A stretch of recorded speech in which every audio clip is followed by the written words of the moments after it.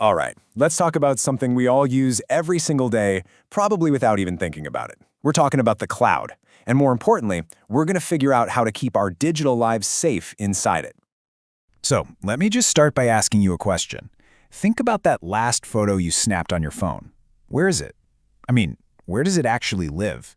Is it just on your device, or is it floating around somewhere else? Yeah, for most of us, the answer is our photos, our emails, our work files, even our music. It all lives in the cloud. It's this kind of invisible digital space where all of our most important stuff is stored, ready to be accessed from, well, anywhere. And that, right there, brings us to our main topic, cloud security. So what is it really?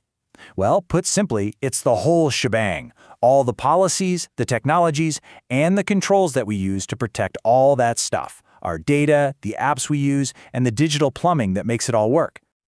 So why do we need to care so much? Well, think about it. Just like anything valuable, the insane amount of data we're piling into the cloud makes it a huge target.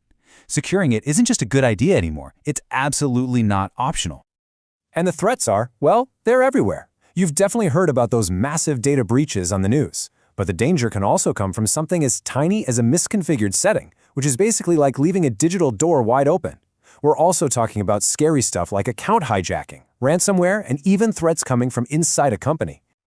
Okay, so theory is one thing, but let's make this real. Let's walk through a classic and unfortunately super common scenario, account hijacking. It is shocking how simple an attack like this can be. It often starts with just a tiny mistake, like a developer accidentally posting secret access keys on a public website like GitHub.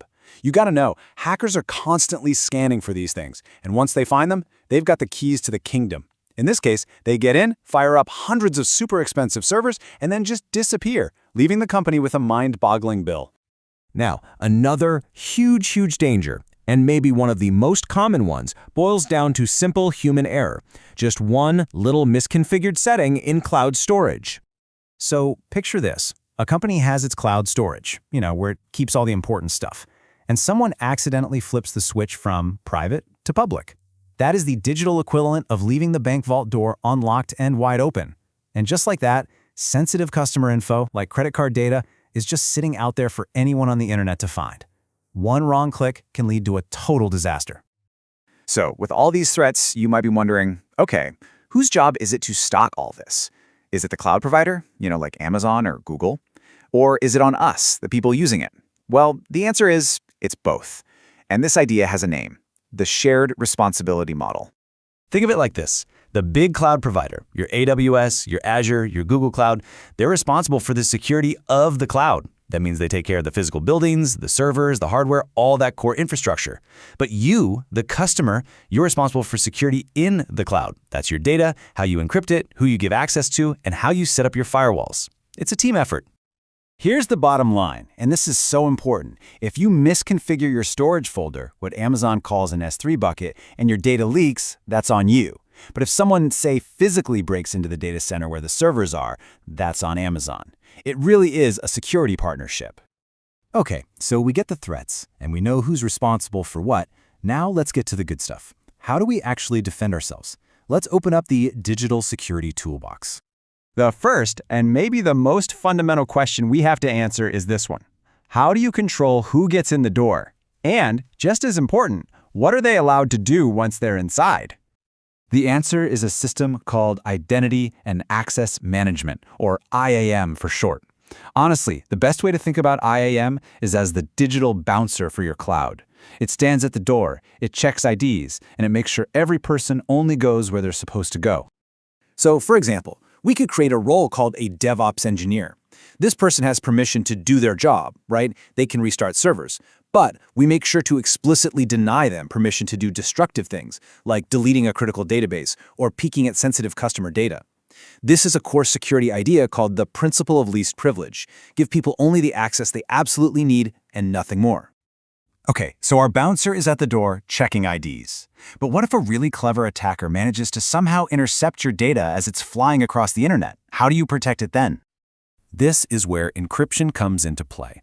Think of it as scrambling your data into an unreadable secret code that only you have the key for.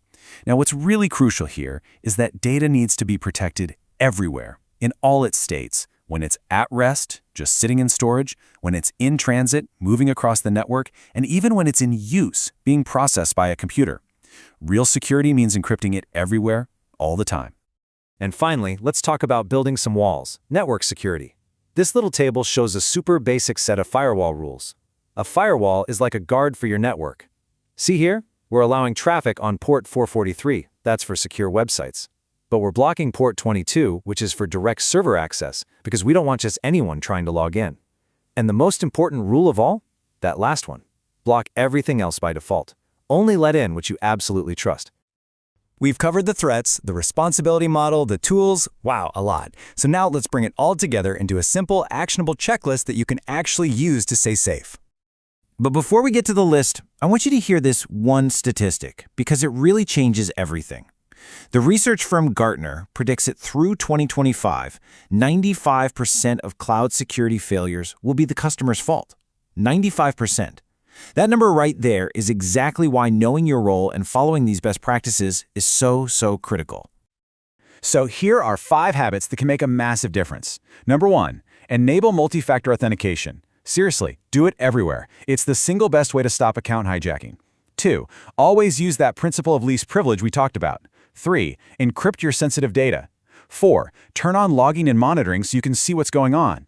And finally, number 5, do regular security audits. Go looking for those misconfigurations before the bad guys do. We've covered a ton, from big abstract threats to very specific tools. But in the end, it all comes down to building good habits. So I'll leave you with this to think about.